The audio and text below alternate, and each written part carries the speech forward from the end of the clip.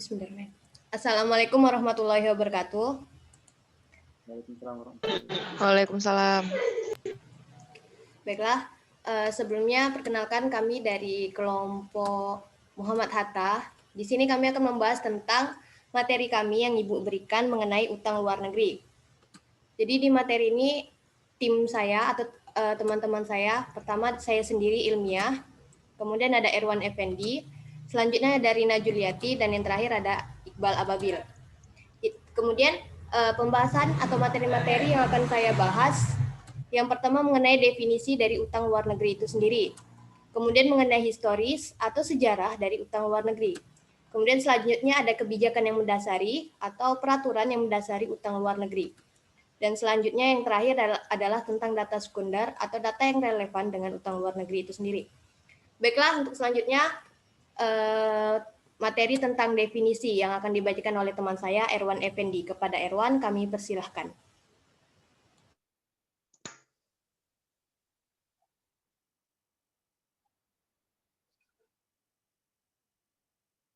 Erwan? Ya. Lanjut. Mana punya? Itunya mana? Ini.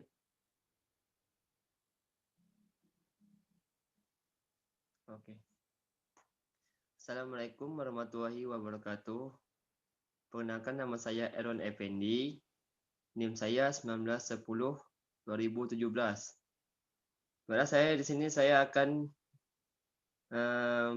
mempresentasikan definisi menurut beberapa ahli. ULPA 2017. Utang luar negeri adalah sebagai dari total utang suatu negara yang diperoleh dari para kreditor di luar negara tersebut. Menerima utang luar negeri dapat berupa pemerintah, perusahaan, atau perorangan.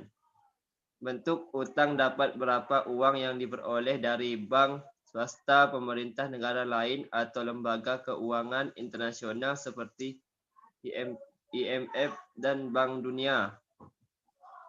Utang luar negeri merupakan arus masuk modal dari luar ke dalam negeri yang dapat menambah modal yang ada di dalam negeri.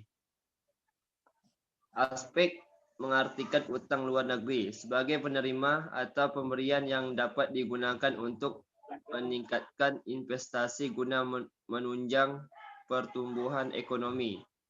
Sehingga berdasarkan aspek fungsinya, pinjaman luar negeri merupakan salah satu alternatif sumber pembiayaan yang diperlukan dalam pembangunan.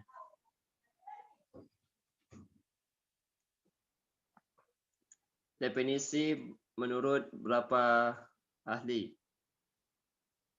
Negara berkembang seperti Indonesia yang sedang melakukan pembangunan di segala bidang terhambat pada faktor pendanaan. Untuk mempercepat gerak pemerintah dalam melaksanakan pembangunan nasional, maka sumber pendanaan yang digunakan oleh Indonesia adalah salah satunya bersumber dari utang. Penggunaan utang sebagai salah satu sumber pendanaan dan mempercepat pembangunan nasional digunakan karena sumber sangat terbatas, sehingga sebagai sumber pendanaan utang, khususnya utang dari luar negeri, sangat dibutuhkan untuk memecahkan masalah pembiayaan dalam pembangunan. Sumber pendanaan yang berasal dari utang menjadi salah satu alternatif biaya pembangunan bagi negara-negara yang sedang berkembang seperti Indonesia.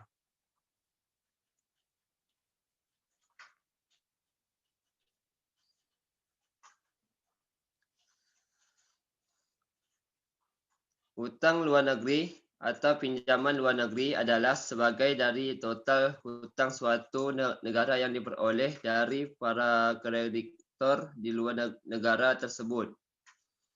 Hutang luar negeri sangat membantu pemerintah Indonesia dalam upaya menutup anggaran pendapatan dan belanja negara. Negara pembiayaan pengeluaran rutin pembangunan yang cukup besar, tetapi itu hanya dalam jangka pendek.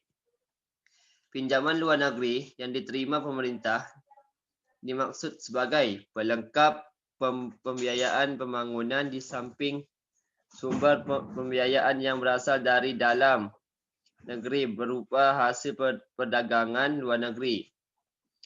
Penerima pajak dan tabungan baik tabungan masyarakat dan sektor swasta. Salah satu masalah dalam pelaksanaan pembangunan ekonomi yang dihadapi negara-negara berkembang termasuk Indonesia adalah keterbatasan modal dan dalam negeri.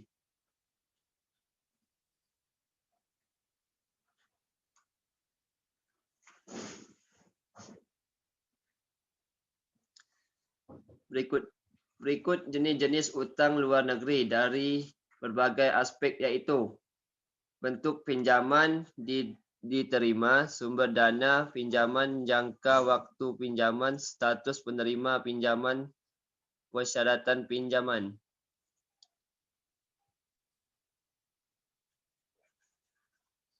Berdasarkan bentuk pinjaman yang diterima pinjaman di bagian atas. Bantuan proyek yaitu bantuan luar negeri yang digunakan untuk keperluan proyek pembangunan dengan cara memasukkan barang modal, barang dan jasa. Bantuan program. Bantuan yang dimaksud untuk dana bagi tujuan-tujuan yang bersifat umum sehingga penerima bebas memilih penggunaannya sesuai pilihan. Bantuan teknik yaitu pemberian bantuan tenaga terampil atau ahli.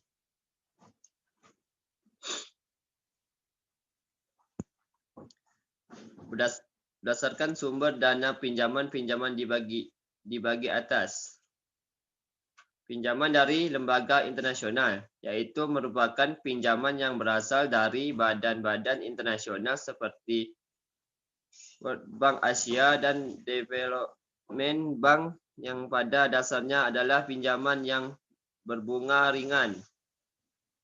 Pinjaman dari negara-negara anggota IGGI hampir sama seperti pinjaman dari lembaga internasional, hanya biasanya pinjaman ini dari negara-negara bilateral anggota IGGI atau IGI, biasanya berupa pinjaman lunak.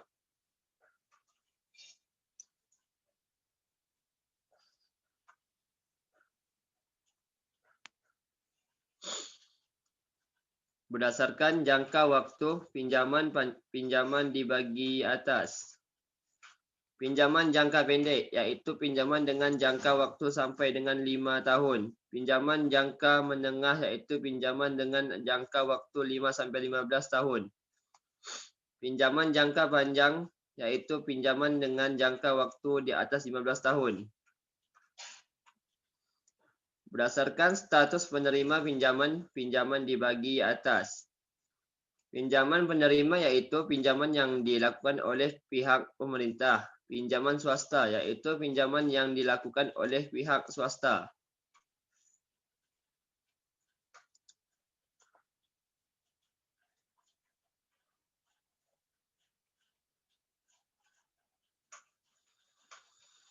Berdasarkan persyaratan pinjaman dibagi atas.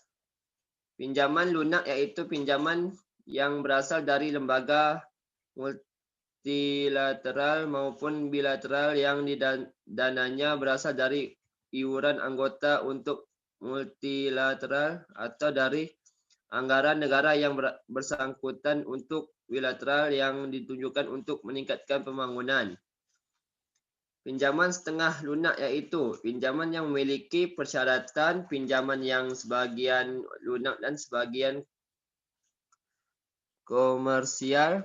Pinjaman komersial yaitu pinjaman yang bersumber dari bank atau lembaga keuangan dengan persyaratan yang berlaku di pasar internasional pada umumnya.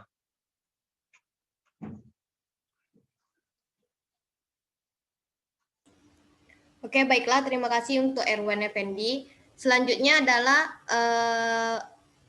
mengenai historis atau sejarah dari utang luar negeri itu sendiri yang akan disampaikan oleh teman saya yaitu Iqbal Ababil. Kepada Iqbal kami persilahkan. Kenalkan, nama saya Iqbal Ababil, NIM 19 10 20 22. Di sini saya akan bacakan histori utang luar negeri.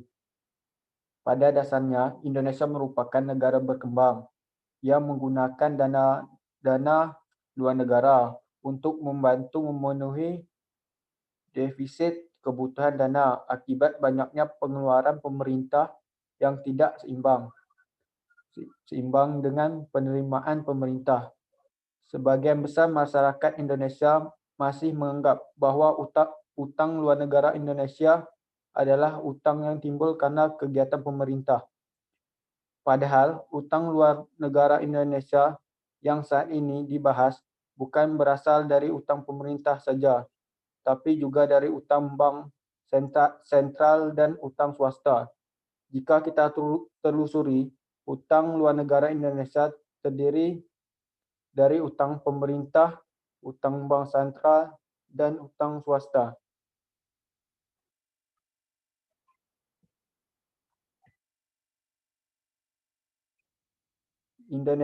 Indonesia sudah berutang sejak Presiden Soekarno menjabat sebagai Presiden pertama Indonesia. Sesungguhnya Presiden Soekarno pada saat itu menolak untuk berutang.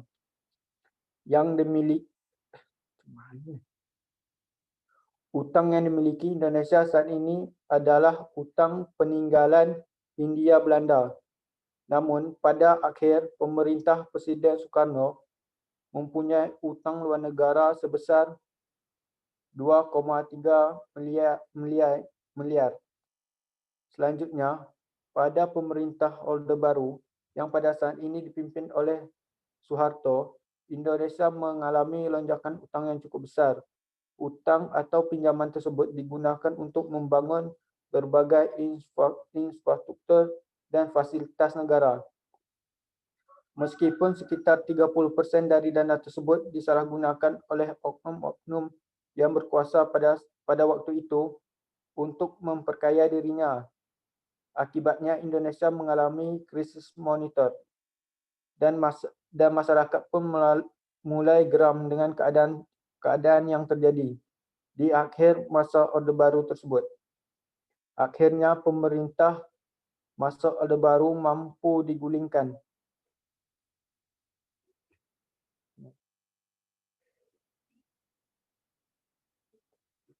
Indonesia pada tahun 1998 mengalami krisis moneter yang menyebabkan ketidakstabilan perekonomian Indonesia di berbagai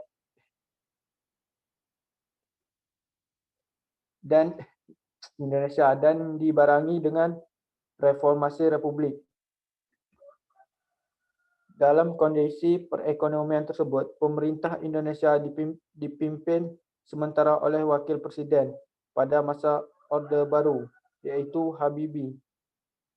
Saat itu terjadi penurunan utang karena adanya pemilihan umum.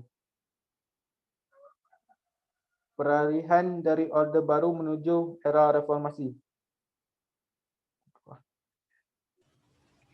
Baiklah, selanjutnya adalah mengenai materi kebijakan yang mendasari atau aturan-aturan yang mendasari tentang utang luar negeri yang akan dibacakan oleh teman saya yaitu Rina Julianti. Kepada Rina kami persilahkan. Assalamualaikum warahmatullahi wabarakatuh. Nama saya Rina Julianti, NIM 19102033. Saya membacakan materi tentang kebijakan. Yang pertama, kebijakan adalah rangkaian konsep dan asas yang menjadi pedoman dan dasar rencana dalam pelaksanaan suatu pekerjaan, kepemimpinan, dan cara bertindak. Istilah ini dapat diterapkan pada pemerintahan, organisasi, dan kelompok sektor swasta, serta individu. Kebijakan berbeda dengan peraturan dan hukum.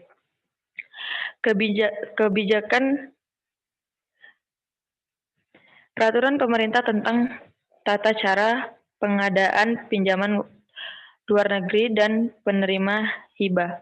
Dalam peraturan pemerintah ini yang dimaksud dengan yang pertama, pinjaman luar negeri adalah setiap pembiayaan melalui utang yang diperoleh pemerintah dan pemberi pinjaman luar negeri yang diikat oleh suatu perjanjian pinjaman dan tidak dibentuk surat berharga negara yang harus dibayar kembali dengan persyaratan tertentu. Yang kedua, pemberi pinjaman luar negeri adalah kreditor yang memberikan pinjaman kepada pemerintah. Yang ketiga, penerima penerusan pinjaman luar negeri adalah pemerintah daerah dan BUMN. Yang keempat, perjanjian pinjaman luar negeri adalah kesepakatan tertulis mengenai pinjaman antara pemerintah dan pemberi pinjaman luar negeri. Yang kelima, perjanjian penerusan hibah adalah dokumen perjanjian untuk penerusan hibah dan dokumen lain yang dipersamakan antara pemerintah dan penerima penerusan hibah.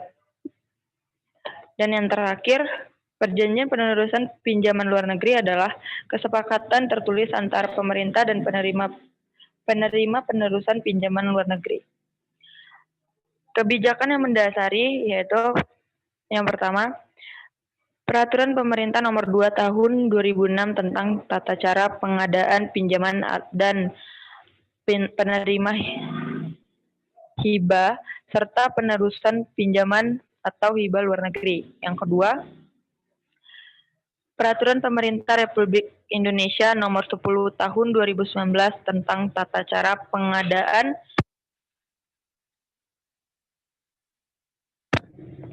Yang ketiga, Undang-Undang Republik Indonesia Nomor 1 Tahun 2004 tentang Perbendaharaan Negara.